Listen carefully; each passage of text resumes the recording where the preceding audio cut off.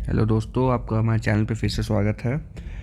जैसे कुछ लोगों ने मुझे बोला कि रिपोर्ट्स में उनको कुछ प्रॉब्लम आ रही है, तो आज की इस वीडियो में मैं एक रिपोर्ट आपको बता दूंगा कि रिपोर्ट्स कैसे पढ़ना है। अब कहाँ से पढ़ना है वो सोर्स कोई भी हो सकता है। आप गूगल पे सर्च कर लो डायरेक्टली कौन सी रिपोर्ट पढ़नी है। कोई भी कोर्स में मटेरियल दे रखा हो, वहाँ रिपोर्ट के बारे में कवर किया हुआ हो, तो उसमें से स्पेसिफिकली कैसे करना है, तो उसका एक एग्जाम्पल हम लोग आज लेंगे ह्यूमन डेवलपमेंट इंडेक्स का। ह्यूमन डेवलपमेंट इंडेक्स के बारे में देखेंगे और उस हिसाब से देखेंगे कि ह्यूमन डेवलपमेंट इंडेक्स की जो रिपोर्ट आई थी अराउंड सितंबर में आई थी, तो उसको हम लोग कैसे पढ़ेंगे। तो सबसे पहला पॉइंट इसमें जो है, इंडिया की रैंक क्या है। इंडिया की रैंक जो 2022 में आई है 132 पे इंडिया आ गया है फ्रॉम 130। 2 पॉइंट इंडिया और ख़राब हो गया है। तो this is the latest report. तो कैसे ये रिपोर्ट बनता है, तो ह्यूमन डेवलपमेंट इंडेक्स का जो रिपोर्ट आता है HDI स्कोर होता है। HDI स्कोर के बेसिस पे कंट्री को कंपेयर किया जाता है। तो HDI के अंदर 3 ब्रॉड पैरामीटर आते हैं। लॉन्जेविटी मतलब एज हो गया, एज रिलेटेड कितना लाइफ एक्सपेक्टेंसी है, इसको लाइफ एक्सपेक्टेंसी भी बोलते हैं। Second thing which comes under this is education. Education के भी 2 तरीके हैं। परसेंटेज इनरोलमेंट आता है बच्चों का, या जिन लोगों का कितने पढ़े हैं जो लोग इनरोल नहीं हुए थे। Third one is income per capita.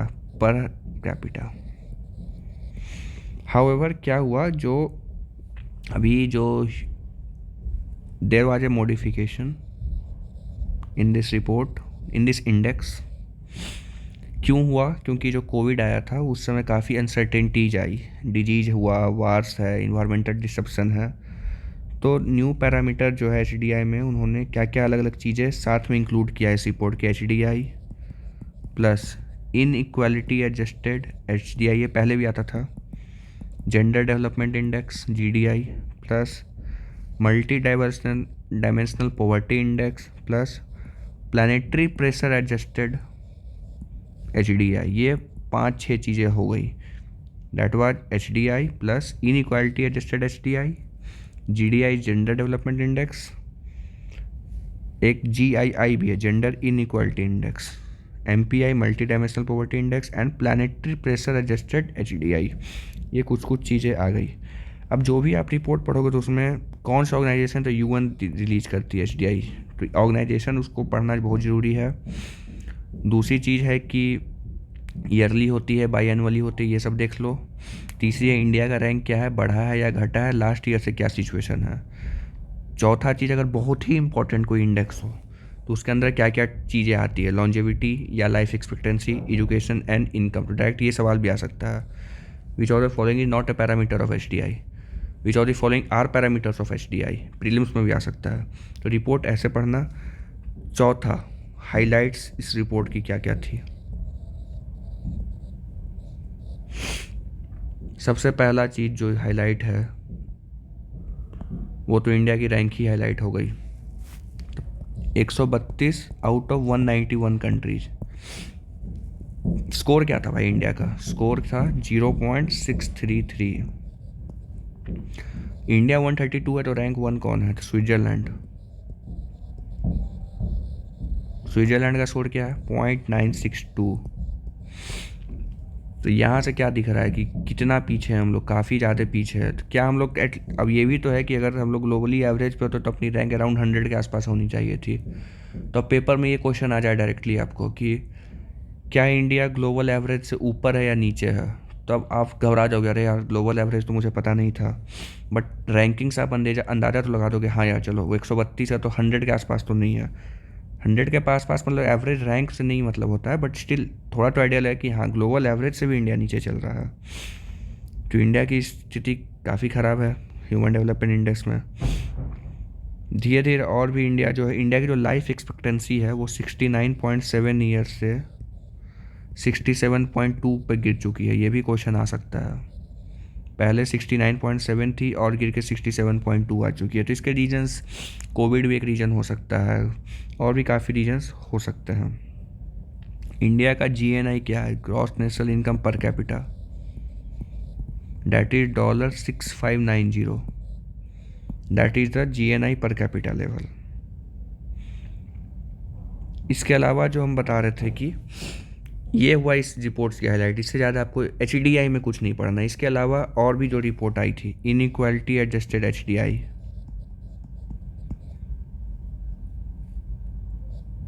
Inequality adjusted HDI क्या होता है, इसके जो HDI के ही जो इंडेक्स होते हैं उसको थोड़ा बहुत चेंज किया जाता है। तो यहाँ जो बताया गया था कि अगर इनइक्वालिटी के लिए हम लोग एडजस्ट करें for India,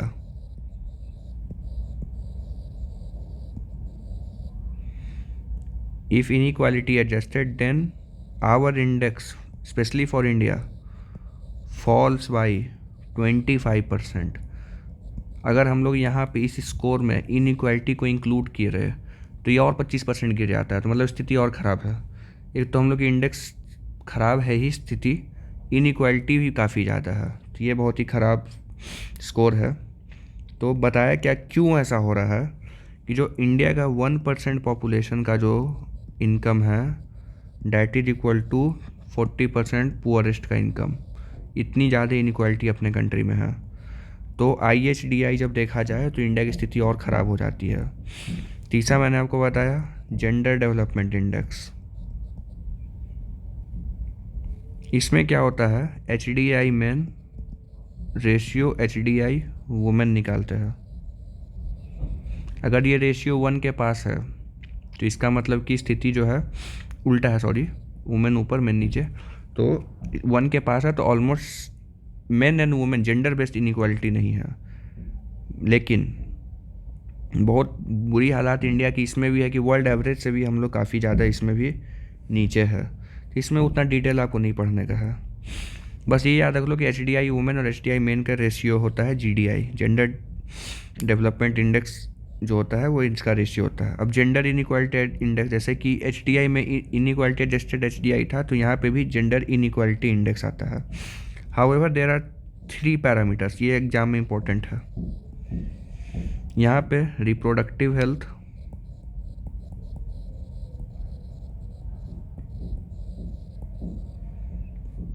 empowerment, empowerment means political empowerment, member of parliament कितने हैं, MLAs कितने हैं, and employment, employment means labour market. ये 3 फैक्टर से जेंडर इनइक्वालिटी इंडेक्स बनाया गया है। रिप्रोडक्टिव हेल्थ में क्या क्या देखा जाएगा, maternal mortality ratio and adolescent birth rate, दोनों चीज़ देखते हैं कि मतलब कितने लोग, मतलब महिलाओं की मौत हो जा रही है माँ बनने के समय, और दूसरा है कि एडोलसेंट बर्थ रेट कितना ज़्यादा है, मतलब कि सही टाइम से पहले कितनी लड़कियां माँ बन जा रही हैं। एम्पावरमेंट है कि वही पार्लियामेंट में कितनी सीटें हैं। लेबर मार्केट जो है कि लेबर फोर्स में कितनी महिलाओं की भागीदारी है। तो जेंडर इनइक्वालिटी इंडेक्स इन 3 पैरामीटर पे बना के स्कोरिंग किया जाता है। बात जैसे कि बाकी जगह इंडिया की हालात ख़राब थी, यहाँ पे भी अनफॉर्चुनेटली हमारी हालात ख़राब है। पॉपुलेशन थोड़ा फैक्टर है बट स्टिल हमें अभी काफ़ी आगे बढ़ना है। और अगर आप लोग RBI की प्रिपरेशन कर रहे हो, काफ़ी लोग UPSC की प्रिपरेशन कर रहे हो, तो आपको इन सब चीज़ों पे ध्यान देने की ज़रूरत है कि किसी भी समय हम लोग किसी भी स्टेज पे आ जाए, कितने भी पैसे कमा रहे हो, एज ए कंट्रीमैन हम लोग कोशिश करें कि हम लोग अपनी कंट्री को आगे बढ़ाएं, वेल्थ को डिस्ट्रीब्यूट करें, हेल्प करें बाकी लोगों की एज ए कंट्रीमैन। तो यहाँ हम लोगों ने चौथा वाला भी देख लिया, इनइक्वालिटी इंडेक्स। पांचवा काफ़ी इंपॉर्टेंट है, human development index, multi dimensional poverty index. इससे भी डायरेक्ट सवाल में उसमें डिस्क्रिप्टिव में भी आ सकते हैं। पिछली बार से पॉवर्टी के बारे में पूछा था, इसका आप एग्जाम्पल दे सकते थे कि क्या है। इंडिया में 2019 का जो डेटा है उसके अनुसार 381 million people are suffering from multi dimensional poverty. Poverty तो ठीक है, मल्टी डायमेंशनल पॉवर्टी से 381 मिलियन पीपल सफ़र कर रहे हैं। अब ये मल्टी डायमेंशनल पॉवर्टी में चाइना का क्या सिचुएशन है सोचो। 381 हम लोग हैं तो हम लोग का गेस होगा चाइना भी 350-400 पे होगा, बट ऐसा नहीं है। चाइना में सिर्फ 54 मिलियन लोग हैं जो मल्टी डायमेंशनल पॉवर्टी इंडेक्स से जूझ रहे हैं। तो सोचो ऑलमोस्ट इक्वल पॉपुलेशन होने के बावजूद 6 गुना लोग हम लोग में हैं जो इस सिचुएशन से दिक्कत उनको आ रही है। अब मल्टी डायमेंशनल ये जो है इसके अंदर क्या क्या फैक्टर्स आते हैं, तो टोटल 10 फैक्टर्स है, बट उसके ओवरऑल क्या है, ओवर आर्किंग जो फैक्टर्स है that is health, education and standard of living.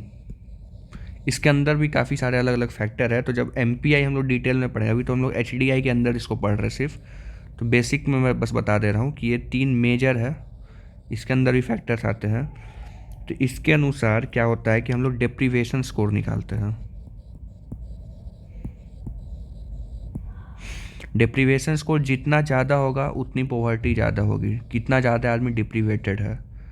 तो 50% से ज़्यादा अगर डिप्रीवेशन स्कोर हुआ तो उसको हम लोग मल्टी डायमेंशनली पुअर बोलते हैं।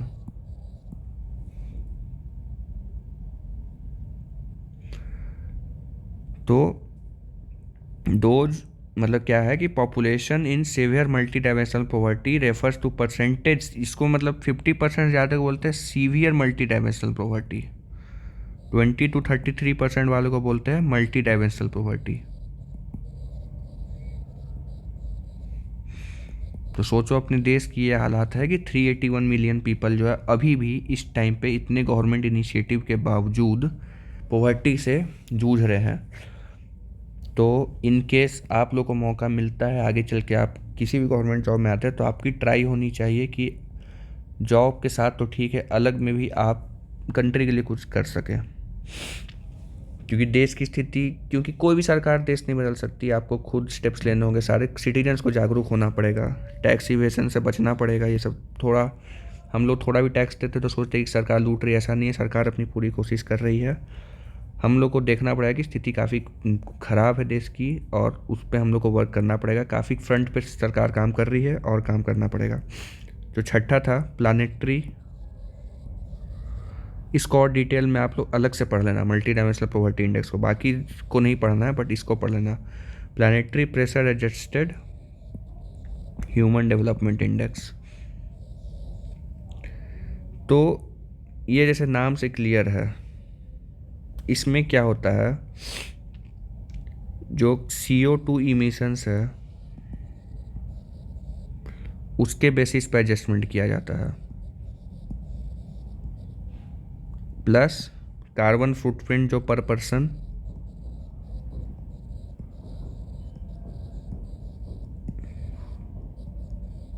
इन दोनों का एक स्कोर निकाला जाता है, उसके बेसिस पे किया जाता है।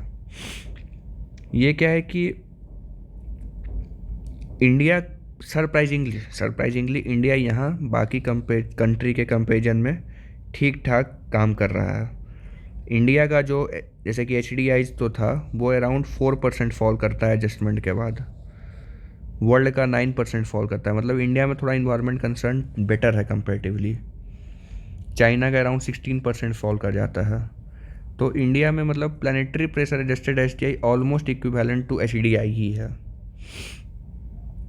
अब पेपर में थोड़ा बहुत क्वेश्चन पूछा जा सकता है कि कहाँ कहाँ पैरामीटर में इंडिया ने इम्प्रूवमेंट दिखाया है, तो इनइक्वालिटी में इंडिया पहले से इम्प्रूव किया है। जैसे मैंने आपको बताया कि इनइक्वालिटी में 25% फॉल कर रहा है स्कोर, बट स्टिल पहले से काफ़ी इम्प्रूव किया है। इम्प्रूवमेंट कहाँ कहाँ सेक्टर में है ये भी पेपर में आ सकता है। Inequality, education and health care, यहाँ भी काफ़ी इम्प्रूवमेंट देखा गया है। सैनिटेशन, ये सब फैक्टर आते हैं MPI के। क्लीन एनर्जी एंड वाटर, इन सब चीज़ों में इंडिया की इंफॉर्मेशन काफ़ी बढ़ी है, मतलब इंडिया की जो रैंकिंग है ये बढ़ गई है। तो अब देखो ये रिपोर्ट यहाँ पे ख़त्म हो गया। अब क्या आपको पता चला, जो हम लोग इसको समराइज़ कर लेते हैं कि ह्यूमन डेवलपमेंट इंडेक्स रिपोर्ट में इंडिया की रैंक क्या थी, वो हम लोगों ने जान ली। कौन सी ऑर्गेनाइजेशन इस रिपोर्ट को निकालती है, साल में कितनी बार निकलती है, कितने साल में निकलती है। इस इंडेक्स रिपोर्ट में जो इंडेक्स है वो किस पैरामीटर से बना है। इस रिपोर्ट में और कोई अलग रिपोर्ट भी आ रहा है क्या, हमने जाना टोटल 6 रिपोर्ट आ रहे हैं। उन 6 रिपोर्ट में क्या सिचुएशन है उसके बारे में हम लोग ब्रॉड समरी ले लिया। अब आप इसके एक नोट्स बना लो, मुश्किल से 2 पेज का नोट्स बनेगा। आप उस बेसिस पे जितने सब्जेक्टिव हो सकते हैं, जितने ऑब्जेक्टिव हो सकते हैं, सब सॉल्व हो जाएगा। इस नोट्स के अंदर एक और इम्पॉर्टेंट टॉपिक निकला, मल्टी डायमेंशनल पॉवर्टी इंडेक्स, वो अलग से पढ़ना है आपको। हम लोगों ने बेसिक में जान लिया, बट उसको अच्छे से पढ़ो क्योंकि उसके अंदर और भी फैक्टर्स होते हैं, वो इम्पोर्टेंट है। इसके अलावा करीब 5 से 6 इंडेक्सेस यहाँ कवर हो गए हैं आपके। एक रिपोर्ट आप अच्छे से पढ़ लो तो काफ़ी सारा कवर हो जाएगा। लेटेस्ट डेटा भी आप अपने नोट्स में अलग से मार्क करके रखो कि ये इतना मिलियन था, ये हो गया। डेली रिवीजन करोगे, अब ऐसा क्या कि एक बार में 300 पे रिवाइज नहीं हो पाएगा, बट एक एक करके रिपोर्ट डेली आप 2-2 5-5 रिपोर्ट रिवीजन करोगे तो अपने आप सब याद होने लग जाता है। अब पेपर में वहाँ MCQ होने वाला है तो डायरेक्ट आपको देख के याद आ जाएगा। तो काइंडली ऐसे आप लोग ट्राई करो। और भी 1-2 रिपोर्ट हो सके तो मैं कर दूंगा, तो सिंगल रिपोर्ट हो, ये मुझे इंपॉर्टेंट लगा तो अच्छे से करा दिया मैंने। कोई डाउट हो तो कमेंट सेक्शन में डाल देना। Thank you.